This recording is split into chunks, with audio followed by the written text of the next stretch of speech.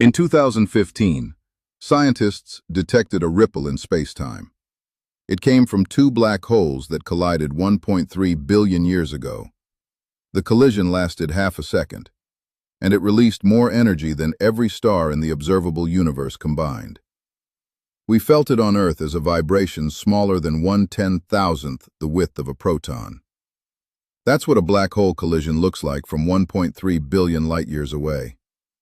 Imagine being closer. To understand what happens when they collide, you first need to understand what they are. A black hole is not a hole. It's an object, the most extreme object the universe makes. When a massive star runs out of fuel, gravity wins. The core collapses in less than a second.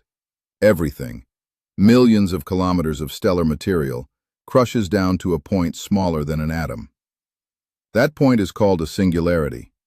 Around it forms an event horizon, the boundary where even light can't escape.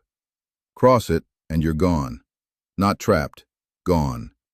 Causality itself breaks down. The black holes that collided in 2015 were each roughly 30 times the mass of our Sun. Compressed into a sphere about 90 kilometers across, denser than anything you can meaningfully imagine.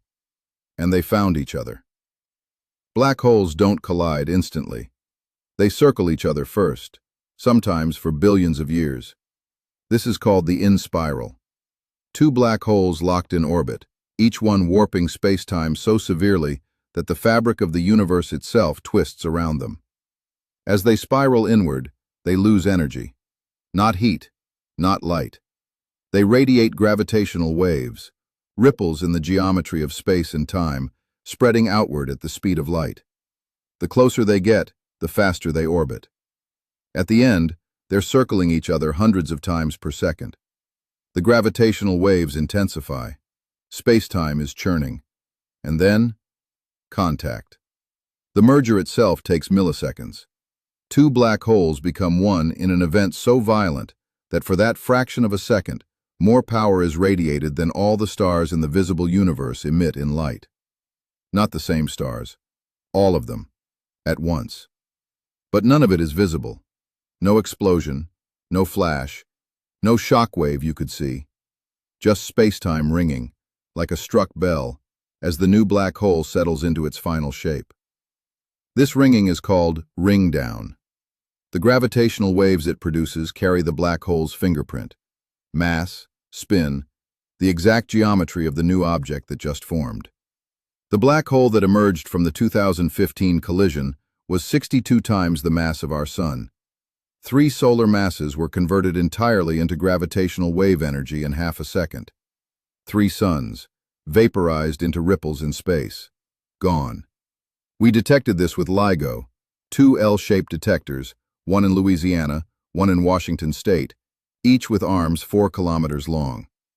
When the gravitational wave passed through Earth, it stretched and squeezed those arms by less than 1/10,000th the width of a proton. That's the most precise measurement ever made by human beings. And what it confirmed changes everything. Einstein predicted gravitational waves in 1916. For 99 years, no one could prove they existed. In 2015, we not only proved it, we heard the universe speak in a language we'd never detected before. Since then, LIGO has detected dozens of mergers, black holes, neutron stars, objects we don't fully understand yet. Every detection is a new window, not into light, into gravity itself. We are not just observers of the universe anymore. We are listeners. Somewhere out there, right now, 2 black holes are spiraling toward each other. They've been circling for 1 billion years. When they finally merge, the ripple will travel outward at the speed of light, through galaxies, through the void, through you. You won't feel it, but it'll be there. The universe doesn't announce itself.